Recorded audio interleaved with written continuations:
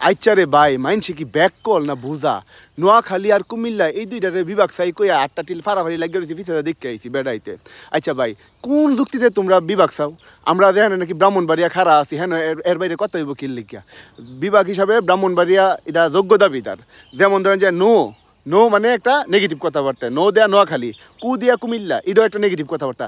যেই জেলার নাম শুরু হয় একটা নেগেটিভ কথাবার্তা দিয়া, এটা কেমনে বিভাগ হইব? আমরা ব্রাহ্মণবাড়িয়া বিতে বাংলাদেশ, বিতে ব্রাজিল, বিতে ব্রাজিল বাদ দিলাম, তোমরা অনেকে হয়তো আর্জেন্টিনা করতে পারো, বিতে ব্রাহ্মণবাড়িয়া। তো এই ব্রাহ্মণবাড়িয়ার মধ্যে কি নাই ব্রাহ্মণবাড়িয়ার মধ্যে? ব্রাহ্মণবাড়িয়া একটা বিভাগ হিসাবে যা যা দরকার সপ্তান আছে, একটা আন্তর্জাতিক নদীবন্দর আছে, আন্তর্জাতিক স্থলবন্দর আছে, এয়ারপোর্ট বানাই নিতাম পারলাম, কোনো সমস্যা নাই। তারপরে তিতাস গ্যাস আছে যেটা দিয়ে সারা বাংলাদেশ চলে, তারপরে মানে রেল জংশন থেকে শুরু করে সব কিছু আছে আমরা ব্রাহ্মণবাড়িয়ার মধ্যে।